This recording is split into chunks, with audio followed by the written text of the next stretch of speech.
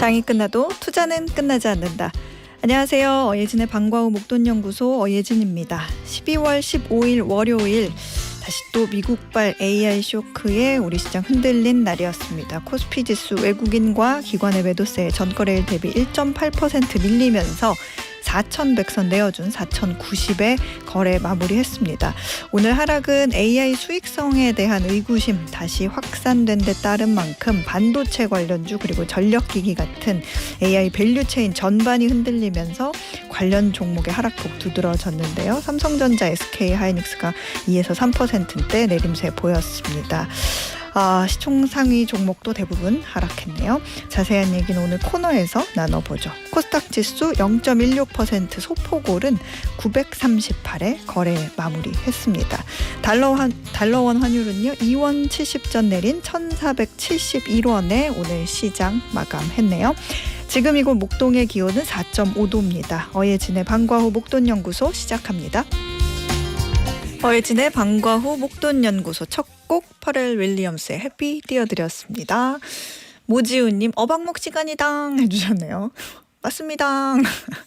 김혜미님 어박목이 좋은 이유 지식도 쏙쏙 채우고 예쁜 어소장님 예쁜 어소장님도 좋고 무엇보다 어박목 끝나는 시간이 제 퇴근 시간입니다.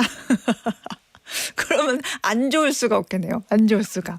박정은님, 소장님 안녕하세요. 오늘 저의 주식창도 마음도 무너졌지만 다시 턴해서 점프할 거라는 믿음으로 오늘도 경제 공부 잘 부탁드립니다. 보내주셨네요.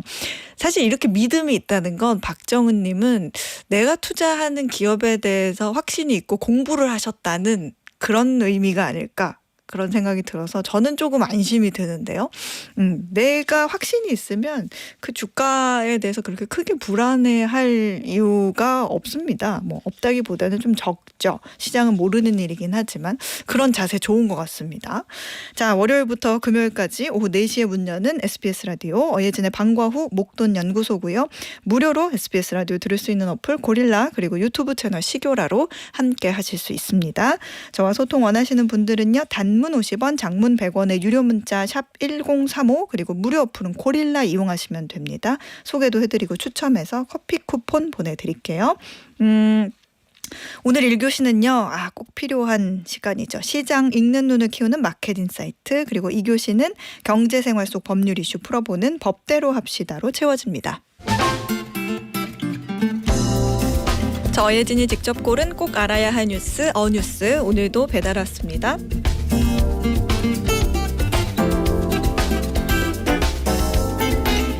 임산부가 출산을 위해 병원에 입원하는 순간부터 아이를 안고 퇴원할 때까지 이런저런 비용이 한두 푼이 아니죠. 그런데 중국에서는 내년부터 전부 무료라고 하네요. 의료보험이 정한 범위 안에 들어가는 분만 입원 비용은 개인이 한 푼도 안 내게 만들겠다는 건데요. 지금 중국은 아이를 어느 지역에서 낳느냐에 따라 비용이 천차만별입니다. 지린성, 산둥성 등 7개 성에서는 입원 분만 비용을 전액 지원하지만 재정 여력이 부족한 지역에서는 의료보험을 적용해도 개인 부담이 발생합니다. 더구나 배달라이더나 농민공처럼 보험 가입이 불안전한 사람들은 아이 낳는 비용을 온전히 떠안는 경우도 많습니다. 그런데 내년부터는 중앙정부에서 관리하는 정책으로 끌어올려 전국 어디에서 아이를 낳아도 비용 격차가 없도록 하겠다는 거죠. 중국이 이렇게까지 하는 이유는 어떻게든 인구 절벽을 막아야 하는 상황이라 그렇습니다. 과거 한자녀 정책 당시 남아 선호가 강했던 탓에 오늘날 가임 연령 여성의 숫자 자체가 적은데요. 그마저도 아이를 낳지 않으려고 하죠. 현금 지원, 세금 감면, 대출 우대도 소용이 없자 일부 지역에서는 오랜 시간 금기로 여긴 혼외 자녀의 호적 등록을 허용해 의료보험과 공립학교 진학을 가능하게 했고요. 신혼부부에게 한 달짜리 유급휴가를 주는 지역도 생겼습니다. 그래도 반응이 없자 전국 출산비용 무료 카드를 꺼낸 겁니다. 하지만 반응은 차갑습니다. 병원비 몇백만 원 아껴준다고 요즘처럼 수천 수억 원이 드는 양육비를 감당할 수 있겠냐는 거죠. 사실 이게 남의 일만은 아닙니다. 우리나라 역시 마지노선인 출산율 2.1명 아래로 떨어진 뒤에도 산하 제한 정책을 멈추는 데만 10년 넘게 걸렸고 이제서야 저출산 대책을 쏟아내기 시작했으니까요. 이런 걸 보면 국가든 사람이든 한 번 굳어진 관성과 관행을 멈추고 180도 방향을 트는 건 참 쉽지 않은 일입니다.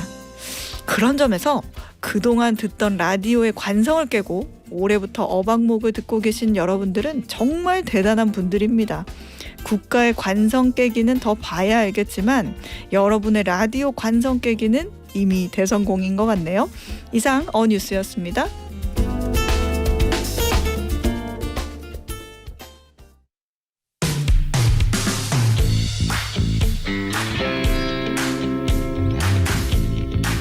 시장 읽는 눈을 키우는 마켓인사이트, 오늘은 NH투자증권 리서치본부 양지훈 책임연구원과 함께합니다. 어서 오세요. 안녕하세요. 오늘 주식시장 참 깜짝 놀랐어요. 정말 어땠는지 마감 시황 정리해 주시죠. 네, 코스피 지수는 마이너스 1.8%, 코스닥 지수는 플러스 0.2%로 마감했는데요. 코스피 지수는 낙폭을 조금이나마 축소했고 코스닥 지수 같은 경우에는 막판에 외국인들이 순매도 폭을 좀 축소하면서 상승 전환에 성공했습니다. 지난주 금요일 미국 증시에서 필라델피아 반도체 지수가 5.1% 급락했는데요. 그 여파가 고스란히 저희 장에도 넘어왔고요. 그래서 우리 장에서도 반도체, 원전, 전력기기 등 AI 테마가 약세를 보이면서 코스피 지수가 장 초반에 2%대 하락 출발했었습니다. 네. 외국인과 기관은 양 시장에서 모두 나란히 순매도를 기록했고 개인 홀로 저가 매수에 나섰지만 아무래도 지수를 방어하기엔 좀 부족한 그런 상황이 연출됐습니다. 그렇군요. 외국인 수급 모양새가 조금 눈에 띄던데. 오늘 외국인이 코스피 시장에서도 그리고 선물 시장에서도 각각 9천억 원대 순매도를 기록을 했습니다. 네, 합치면 좀 많이 큰 금액이죠. 선물 시장에서 거의 1조 원 정도? 1조 원 넘게 순매도했다는 거는 어떻게 보면 외국인들이 당분간 한국 주식 시장의 어떤 성장 동력을 약하게 본다, 이런 신호를 익히는 것 같기도 해가지고 좀 걱정도 되는데, 이 말씀하신 미국 필라델피아 반도체 지수, 이게 그 미국 증시에 상장된 대표 반도체 기업 한 30개 정도 모은 건가요? 네, 가장 큰 게 엔비디아고 이번에 그렇죠. 브로드컴. 네, 여기 미국에 상장된 해외 기업도 있고 대만의 TSMC도 있고 네덜란드 ASML도 맞습니다. 있고, 그러니까 거의 사실상 전 세계의 반도체 시장 흐름을 보여준다고 해도 과언이 아닌데 그게 하루 만에 5% 넘게 빠졌다. 이거는 굉장히 이례적인 것 같은데, 도대체 어떤 요인이 이런 AI에 대한 어떤 반도체에 대한 믿음을 좀 흔든 거예요? 목요일, 금요일 이틀 연속 빅테크 기업들이 실적이 트리거가 되었습니다. 주인공은 오라클 그리고 브로드컴이었는데요. 둘 다 실적 발표 직후에 주가가 10%, 11% 이렇게 급락을 했습니다. 오라클이 목요일이었는데 먼저 발표한 오라클은 상대적으로 이유가 명백했습니다. 뭐였는데요? 실적도 예상보다 좀 안 좋았고요. 그런데 가장 큰 문제는 돈을 더 쓰겠다라고 발표를 했습니다. 무려 150억 달러 규모에 달하는 대규모 설비 투자, 저희가 케이펙스라고 하죠. 네. 계획을 내놨는데 더 큰 문제는 저희가 잉여 현금 흐름 free cash flow라고 하는데 그게 적자 전환을 했습니다. 이게 기업 수중에 남는 회계장부상의 돈이거든요. 한마디로 시장이 가장 두려워하던 시나리오가 돈을 쏟아부었는데 수익은 안 나는 그런 상황이 연출이 된 것입니다. 식당으로 치면은 이제 주방 확장하고 인테리어 공사 다 했는데 정작 계산대에 들어오는 현금은 마이너스다. 마이너스잖아요. 그런 거군요. 오라클은 그렇다 쳐도 브로드컴 같은 경우에는 조금 성적이 좋았다고 들었는데 왜 같이 폭락한 거예요? 네, 그 부분이 좀 핵심적인데요. 네. 브로드컴은 좀 억울할 수 있는 입장인 것 같습니다. 목요일에 오라클이 먼저 하고 금요일에 브로드컴이 하루 다음 날에 했는데 실적 예상치를 상회했습니다. 그리고 가장 시장이 주목했던 AI 반도체 매출 같은 경우 전년 대비 74%나 성장을 했고 또 되게 이런 빅테크 기업들 같은 경우에는 당장의 실적보다도 다음 분기 가이던스를 중요하게 보잖아요. 있거든요. 다음 분기엔 심지어 전년 대비 100% 성장할 거라고 자신감 있는 모습을 좀 보였습니다. 오. 그런데도 주가가 11%대 급락했는데요. 네. 이유는 하나, 이 마진율 때문입니다. 이번 분기 마진율이 정확하게 76.9%를 기록했는데 이게 전년도 마진율 77.9% 대비 1%포인트 더 낮거든요. 1%포인트요? 되게 작게 느껴질 수 있는데 이게 네. 하루 전에 오라클 쇼크를 겪었던 주식시장 입장에서는 되게 이렇게 비용에 예민해져 있는데 비용 증가로 인해서 마진율이 축소됐다라는 시그널 자체가 좀 투자 심리를 급격하게 위축시켰던 것 같습니다. 매출은 70% 넘게 늘었는데 AI 매출은. 마진이 1% 줄었다고 11% 주가가 빠진다. 그러니까 시장이 지금 얼마나 신경이 곤두세워져 있는지를 좀 보여주는 것 같기도 하지만 어떻게 보면 좀 과한 거 아니야? 이런 생각도 들거든요. 네, 확실히 과하다고는 볼 수 있는데 그만큼 시장이 AI 빅테크 기업들을 가지는 기대치가 좀 높았다는 방증이기도 한 것 같습니다. 브로드컴 주가가 11% 급락했음을 반영해도 연초 대비론 여전히 55% 수익률을 기록 중이거든요. 지금 시장에서는 AI 기업들의 가치를 계산할 때 당장 돈을 못 벌더라도 3년 뒤, 5년 뒤 이때 벌어들일 막대할 돈까지 현재로 끌어들여서 주가를 산정하고 있습니다. 그러니까 한마디로 성장성이 높은 기업들의 프리미엄을 부여하는 건데요. 네. 근데 오라클이 금요일에 나온 뉴스가 데이터 센터를 짓는 시기가 완공 시기가 2027년에서 2028년으로 1년 늦어질 것 같다. 이러한 또 뉴스가 보도가 됐는데요. 아하. 그러니까 시장에서는 다 이렇게 기대치에 맞춰서 세워놓은 시간표가 있는데 이 시간표가 꼬인 겁니다.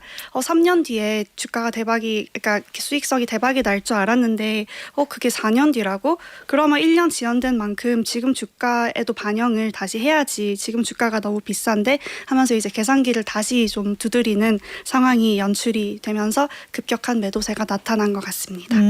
시간표가 꼬였다 이런 말이 좀 와닿는데 듣고 보니까 이제 수요가 없는 게 아니라 그 인프라를 짓는 물리적인 시간이 문제다 이렇게 들리네요. 네, 정확하게 짚으셨습니다. AI 산업의 병목 현상은 칩을 안 사서가 아니라 칩을 꽂을 데이터 센터가 지금 부족해서라고 볼 수 있는데요. 네. 상대적으로 칩을 만드는 것보다 이거를 돌릴 데이터 센터를 짓고 전력 설비를 이렇게 확충하고 이런 건 물리적인 시간표가 훨씬 더 깁니다. 타임라인상. 그렇죠. 시간이 훨씬 더 오래 소요되기 때문에 실제로 지난주 금요일에 미국 증시를 보면 되게 흥미로운 현상이 있었는데요. 저희가 가장 전방 산업이라고 할 수 있는 구글, 아마존 같은 빅테크 기업들은 1%대 정도만 주가가 하락을 했습니다. 그런데 뉴스케일 파워나 오클로 같은 원전, 전력망 관련 기업들은 13%대 15%대 폭락했거든요. AI 인프라 구축이 지연된다는 뉴스에 가장 민감하게 반응한 곳이 이쪽인 것이죠. 그러니까 어떻게 보면 그 최신 스포츠카를 이제 예약했는데 사려고 한 달 뒤에 고속도로 완공된다 그랬는데 이게 1년 뒤로 미뤄진 네. 거랑 탈 수가 비슷한 없잖아요. 그러네요. 탈 곳이 없는. 그러면 지금은 이렇게 상황으로 봤을 때는 어떤 하락장의 끝물일까요? 아니면 어떤 이걸 건전한 조정이다 이렇게 얘기할 수 있을까요? 저는 건전한 조정이라고 생각을 합니다. 이게 저희가 아까 방금 제가 얘기했듯이 이러한 기술주 빅테크 종목들은 미래의 기대치를 끌어들여서 지금 반영을 한 건데 네. 이거를 저희가 너무 좀 기대치가 앞서갔다. 약간 비디오 테이프로 치면 빨리 감기 하듯이 이걸 반영을 했다 하면 이제 좀 이렇게 타임라인이 지연될 것 같으면 다시 좀 되감기하는 과정을 거쳐야 된다고 보거든요.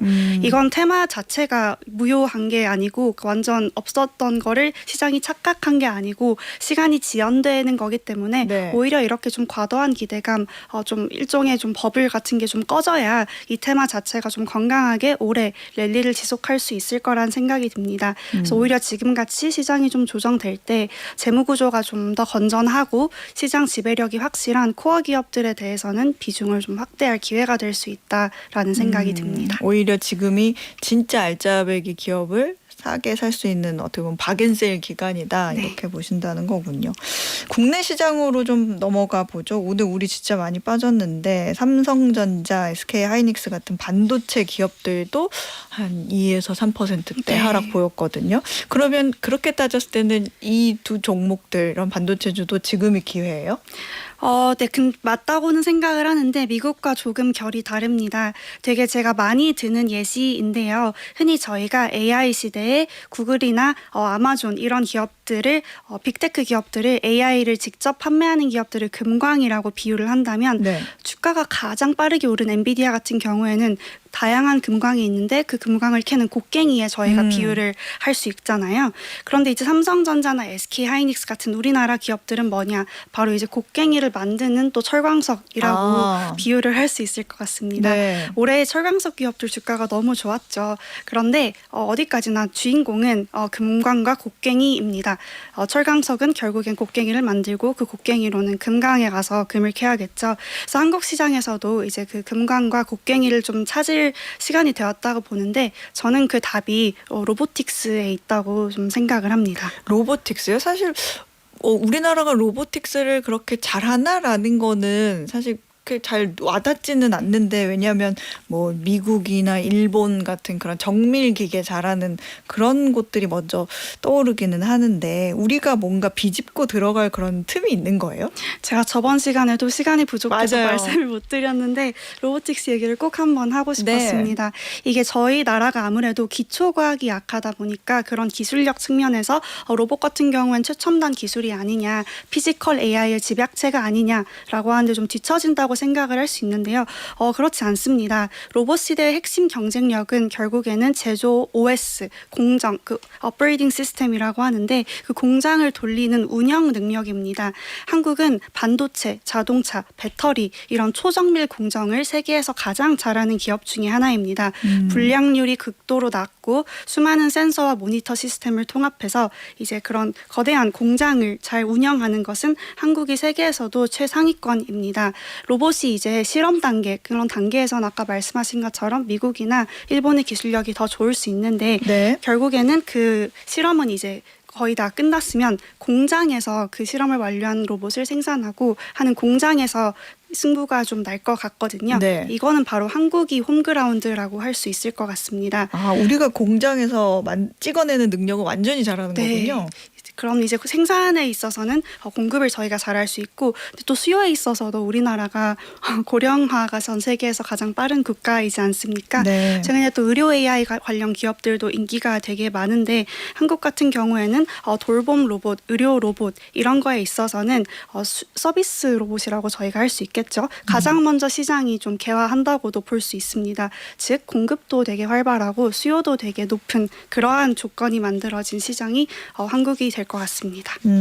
지난주에도 로봇주 관련주가 많이 올라가지고 로봇 시장 괜찮은 거예요? 이렇게 간단하게 여쭤보고 말았었는데 사실 로봇이라고 하면 뭐 어디부터 봐야 돼? 하고 좀 막연할 수 있거든요. 어떤 업종을 구체적으로 봐야 되고 로봇 만드는 회사만 봐야 되는 거예요? 아니면 다른 회사도 좀 관심 있게 봐야 돼요? 로봇 만드는 회사는 당연히 좋을 거고요. 네. 저희가 뭐 레인보우 로보틱스, 로보티즈 이런 기업들이 말씀하신 것처럼 주가가 되게 잘 갔고 또 이제 정부의 코스닥 육성 정책과도 밀접하게 관련이 되어 있는데 저희가 좀 더 좀 더 멀리 내다 본다면 시야를 좀 넓게 본다면 로봇 테마도 결국 업종으로 쪼개보면 또 다시 반도체 그리고 배터리입니다.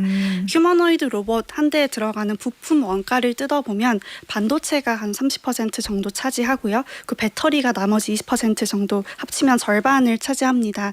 아까 제가 로봇이 피지컬 AI라고 했는데요. 네. 결국에 로봇도 거대한 걸어다니는 스마트폰 같은 그런 피지컬 AI거든요. AI가 실체를 띠는 그런 형태가 결국에 로봇이기 때문에 고성능 두뇌 역할을 하는 게 결국에는 프로세서일 거고 그리고 그 시각 정보를 처리할 왜냐하면 AI는 저희처럼 감각 센서가 없잖아요. 네네. 그거를 이제 물리적인 센서로 해야 될 텐데 그게 이제 저희가 이제 전기차에 들어가는 그런 거와 마찬가지인 센서가 될 것이고 또 배터리 당연히 로봇이 필요할 것이지 않습니까? 네. 로봇이 계속 이제 배터리만 공급이 되면 인간과 다르게 24시간 대기조가 될 수가 있으니까 그래서 이렇게 돌이켜보면 다 저희가 잘하는 것들입니다. 회로, 그리고 센서, 그리고 배터리.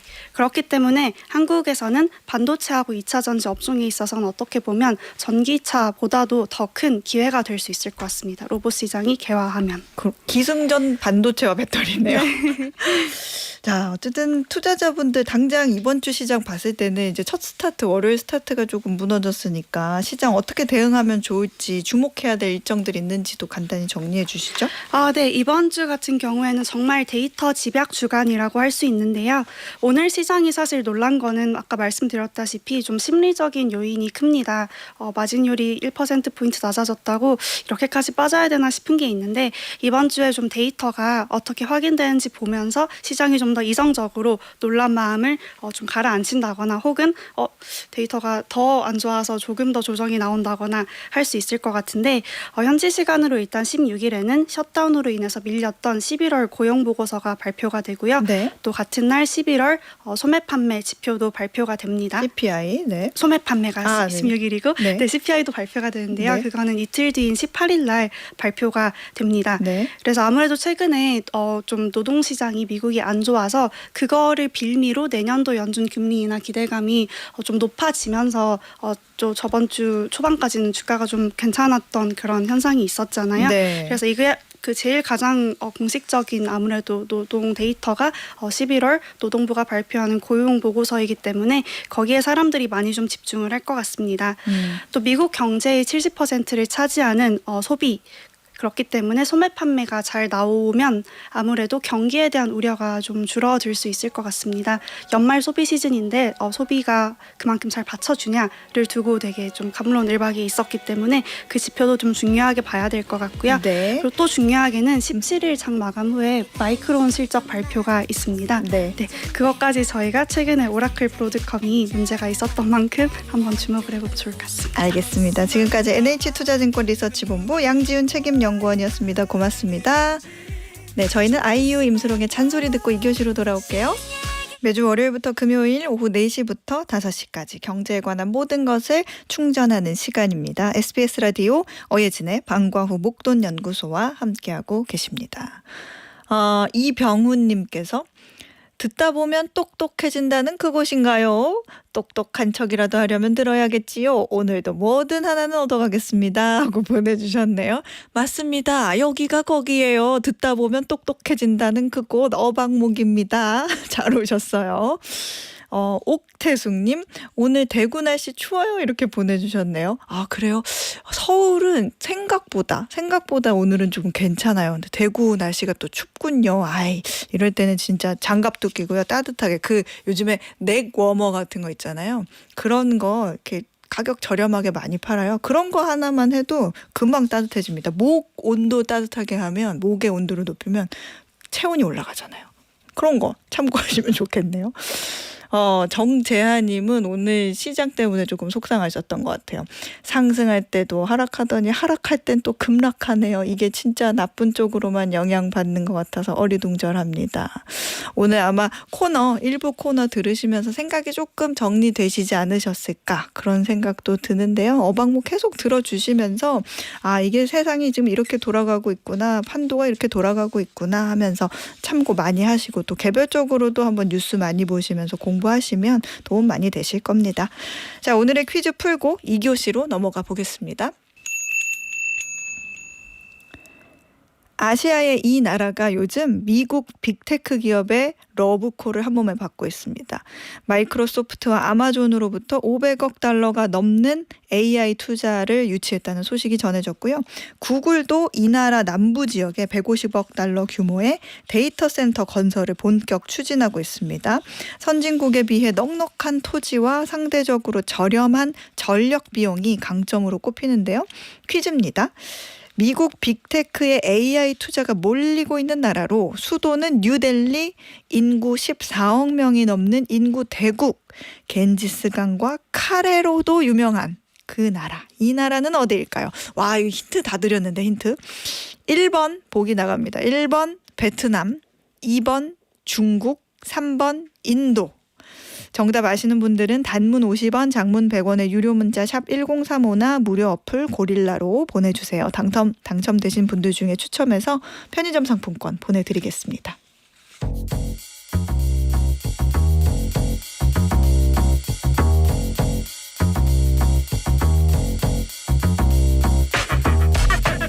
생활에 꼭 필요한 법 이야기 법대로 합시다. 오늘도 법무법인 로윈의 조세영 변호사가 알려드립니다. 어서 오세요. 안녕하세요. 조세영 변호사입니다. 네, 변호사님 오늘은 어떤 법 이야기 나눠볼까요? 네, 오늘은 대포통장과 명의대여에 대해서 말씀드리려고 준비했는데요. 내 명의로 된 통장, 계정, 면허 같은 걸 빌려주거나 양도하게 되면 어떤 처벌을 받게 되고 또 어떤 책임을 지게 되는지 자세하게 말씀 나누도록 하겠습니다. 네, 사실 대포통장 하면은 뭔가 우리의 어떤 일상과는 조금 거리가 있다. 이거는 뉴스에 나올 법한 흔치 않은 일이지 않을까 이런 생각이 들기도 하는데 어느 정도 심각해요? 네, 최근 5년 사이에 적발된 대포통장만 5만 개가 넘고 와, 대포폰까지 합치면 명의 도용 물건이 30만 건 넘게 적발됐다는 통계도 있습니다. 이제 보이스피싱이든 뭐 해외 피싱 조직이든 다 남의 이름을 빌린 통장이나 폰을 기본 장비로 쓰는 시대가 된 건데요. 특히나 캄보디아나 필리핀 같은 해외 콜센터를 차려놓고 한국 조직원이 국내에서 대포통장과 유심칩을 모아서 갖다 바치는 구조가 아주 많습니다. 그래서 고령층이나 청년층을 가리지 않고 통장만 만들어다 주면 100만 원을 드린다. 유심을 개통해 주시면 60만 원 드린다. 이런 식으로 유혹을 하거든요. 그래서 잠깐 좀 돈을 벌고자 하는 마음에 인생 전체가 망가지는 범죄에 연루될 수도 있는 거죠. 그 용어부터 좀 정리를 해봐야 될 것 같아요. 대포통장 이런 그 무기 대포는 아닐 거 아니에요. 대포통장이 정확히 뭔지 그리고 명의 대여랑은 또 뭐가 다른지 그거 좀 설명해 주세요. 네, 대포는 그 무기는 아니고 네. 허풍이나 거짓말을 이렇게 대포라고 하는 은어로 썼다고 해요. 아. 그래서 과거에 이제 허풍이 심한 사람을 두고 대포쟁이라고 불렀던 데서 유래가 돼서 실체가 없거나 가짜라는 의미로 뭐 대포차, 대포폰, 대포통장 이렇게 쓰기 시작했습니다. 그래서 법에는 실제로 대포통장이라는 용어가 나오지는 않고요. 네. 우리는 이제 대포통장이라고 하면 실제 그 명의자와 사용하는 사람이 다른 통장. 그래서 명의는 개인 A인데 실제로는 돈을 거기다 넣고 빼는 사람이 범죄 조직에 있는 경우를 대포통장이라고 합니다. 명의대여는 대포통장을 포함하는데요. 좀 더 넓은 개념입니다. 내 이름, 내 계좌, 내 사업자 등록, 내 면허 같은 것들을 다른 사람이 쓰게 해주는 행위 전체를 일컬어서 명의대여라고 하고요. 네. 그중에서 은행 계좌를 빌려주고 이제 그 계좌가 범죄에 쓰이면 대포통장 명의대여가 되는 거고요. 제가 주로 이제 대포통장에 대해서 말씀을 드리겠지만 후반부에는 뭐 사업자나 의사면허, 건설면허 같은 명의대여까지 같이 연결해서 말씀을 드릴 테니까 이해가 더 잘 되실 겁니다. 네. 보통 이제 대포통장 때문에 문제가 이제 생긴 사람들 얘기를 들어보면 통장 체크카드를 진짜 잠깐 빌려준 것뿐입니다. 이런 식으로 얘기를 하는데 이게 법적으로는 어떤 죄가 되는 거예요? 우선은 제일 먼저 적용되는 게 전자금융거래법이 적용이 돼요. 네. 그래서 전자금융거래법에서는 통장, 카드, 계좌, 비밀번호 같은 걸 통틀어서 접근 매체라고 부르는데요. 그래서 자기 명의의 접근 매체를 대가를 받고 양도하거나 대여하거나 다른 사람이 쓰도록 주는 행위 자체가 아예 금지가 돼 있습니다. 그러니까 네. 빌려주기만 해도 이게 범죄에 사용이 안 되더라도 그 행위 자체로 5년 이하의 징역 또는 3천만 원 이하의 벌금까지 가능한 행위입니다. 그러면 엄마 카드, 아빠 카드 이런 것도 안 되는 거네요, 원래는? 네, 원칙상은 안 됩니다. 아. 그렇게 사용하기를 원하시면 가족 카드를 별도로 만들어서 자기 명의로 된 카드를 사용해야 됩니다. 아, 그렇군요. 만약에 그 통장이 이제 범죄에 연루되게 되면 그냥 법 위반으로는 끝나지 않는 거죠. 그렇죠. 거기다가 이제 플러스 실제로 그 통장이 이용된 보이스피싱이나 투자 사기, 뭐 로맨스 스캠 요즘 그런 것도 많잖아요. 네. 그렇게 되면 사기 방조죄, 작게 보면 그렇게 되고 피해액이 크게 되면 거기다 공모까지 인정이 되게 되면 특경법, 특정경제범죄 가중처벌법까지 같이 적용되는 불상사에 이를 수가 있습니다. 그래서 뭐 통장 빌려준 행위일 뿐이다라고 가볍게 생각할 게 아니라 이게 마치 사기 조직의 돈 세탁, 돈 창고를 제공한 행위에 해당이 되는 거죠. 그렇군요. 사실 이제 사기인 줄 몰랐다. 뭐 나도 피해자다라고 주장하는 경우가 굉장히 많은 걸로 아는데 이게 상식적으로 생각하면 내가 왜? 내 걸 왜? 뭐 이런 의심이라도 해볼 법해서 어떻게 보면 이거는 진짜 모르고 했다고 하기는 어렵지 않을까 이런 생각도 들거든요. 근데 몰랐다고 하는 경우도 처벌이 돼요?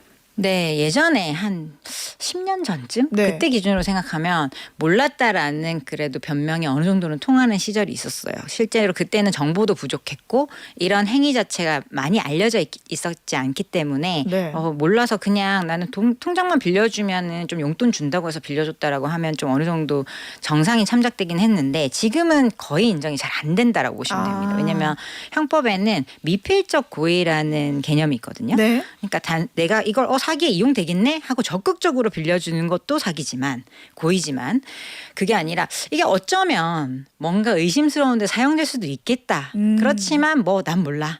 라고 하고 빌려주는 거는 미필적 고의가 되거든요.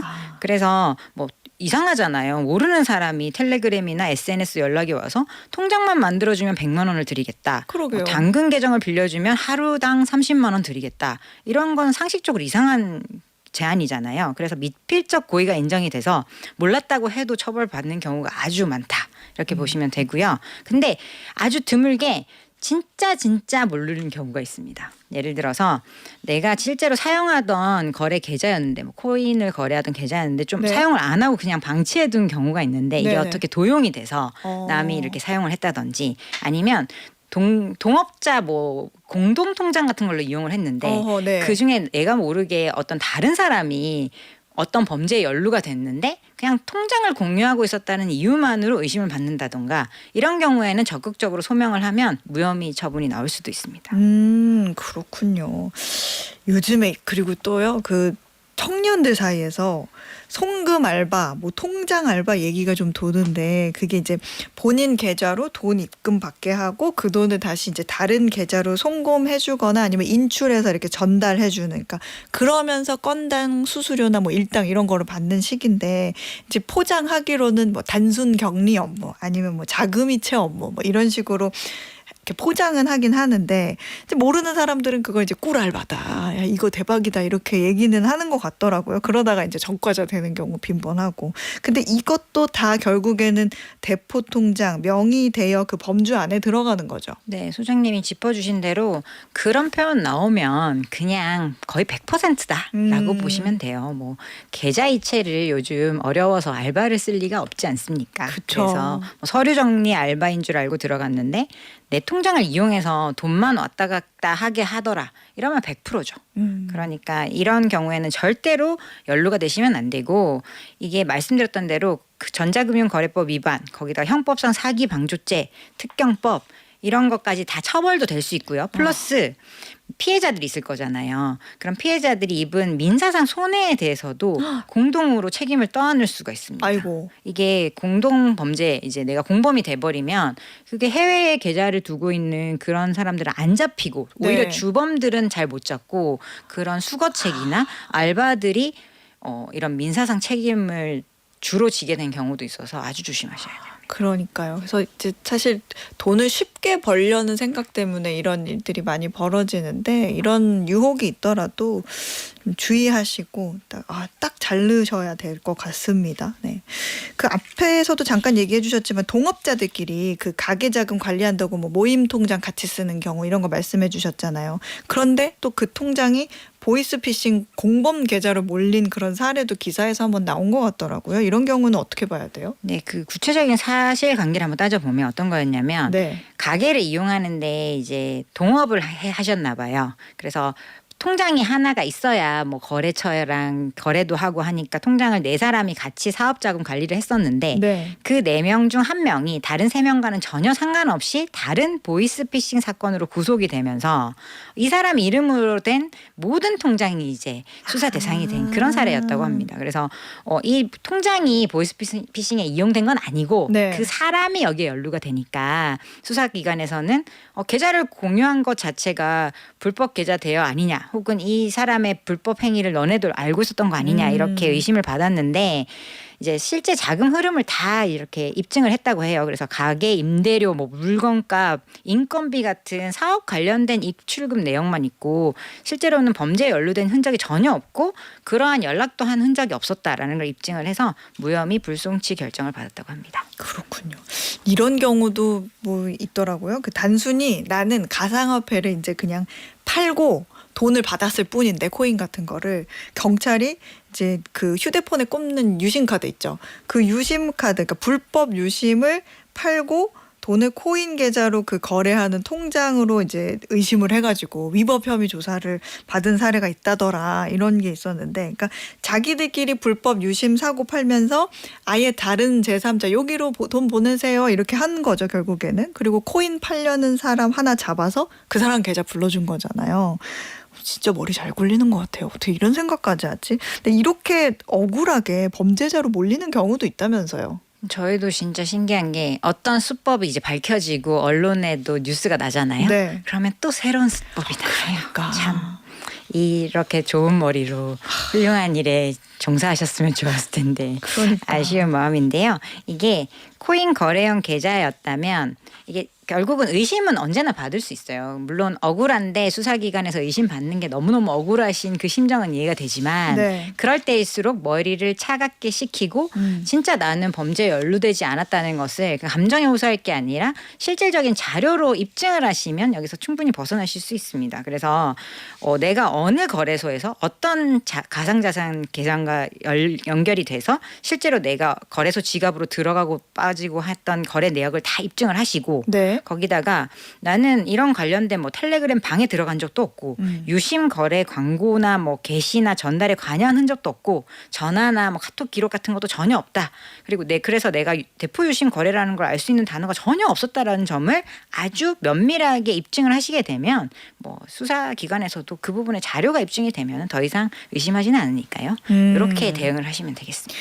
근데 이제 수사기관에서 볼 때는 다 하나하나 의심을 하면서 이제 파야 되기 때문에 어떤 요소들을 보고 그 사람의 고의성을 판단을 해요? 네, 뭐 내심의 고의성이라는 것을 네. 가슴을 열어서 볼 수는 없는 노릇이니까 네. 정황 증거를 보는데요. 가장 중요한 건 대가를 받았는지 여부입니다. 그래서 예를 들어서 계좌를 빌려주고 매달 월세처럼 돈을 얼마씩 받았다든지 아니면 명의를 제공한 대가로 뭐 단가로 뭐 100만 원, 200만 원 이렇게 반복적으로 받은 흔적이 있다면 이거는 누가 봐도 의심할 수밖에 없는 그런 정황이고요. 네. 또 하나는 이제 연락한 흔적입니다. 그 조직에서 미리 경찰에 잡히면 이렇게 말하면 된다.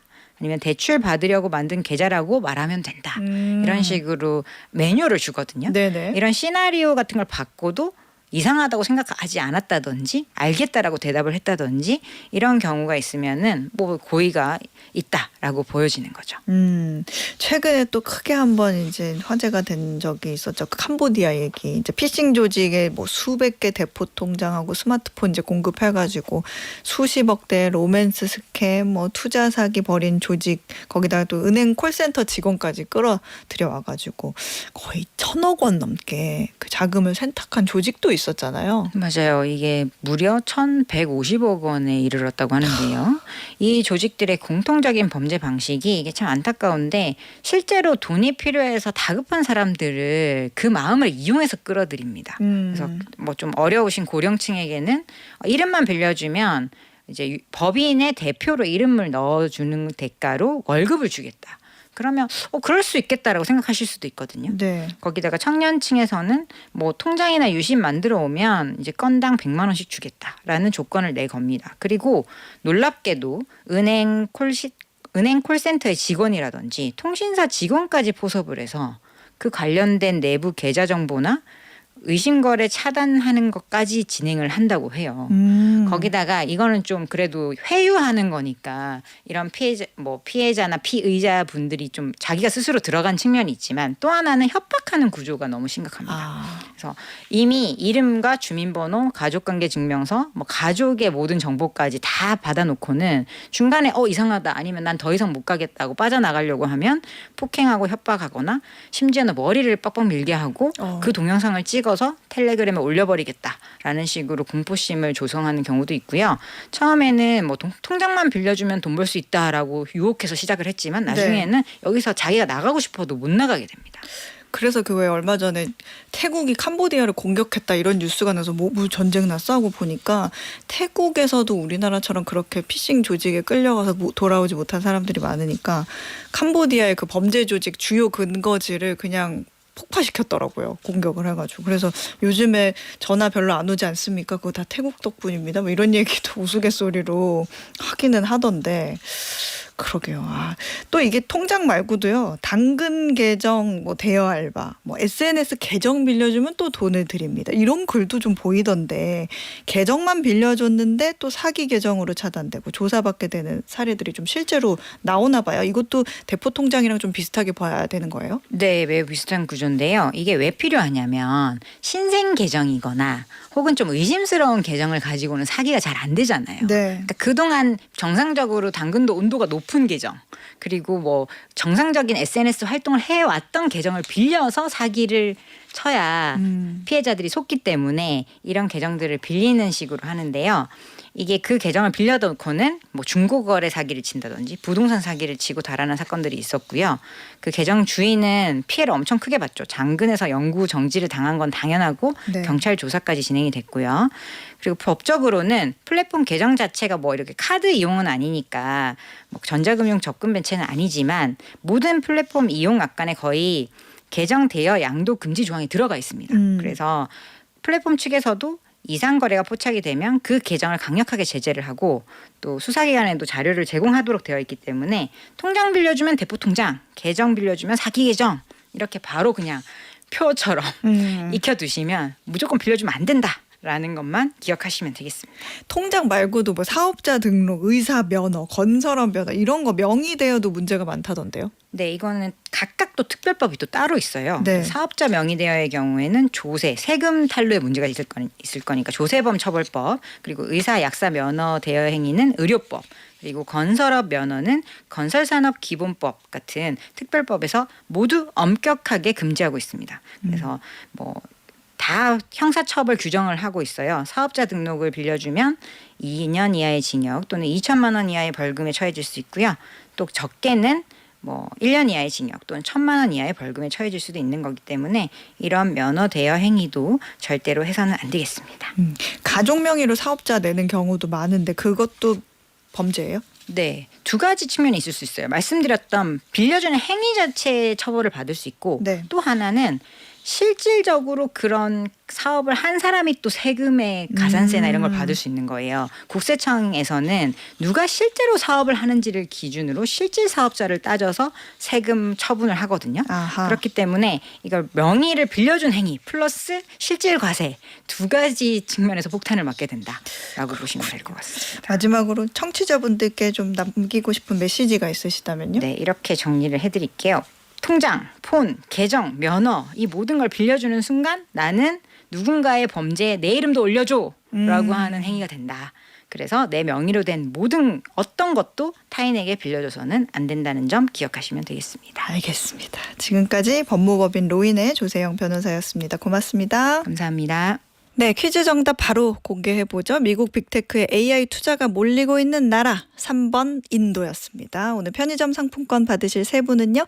2745님 그리고 김미영님 그리고 퇴근길 어방목 들으며 점점 재테크에 눈을 뜨고 있다고 세상 돌아가는 거 알게 됐다고 해주신 1283님 이렇게 세 분께 편의점 상품권 보내드리겠습니다. 오늘은요. 허각의 언제나로 인사드리겠습니다. 저는 내일 오후 4시에 다시 올게요. 고맙습니다.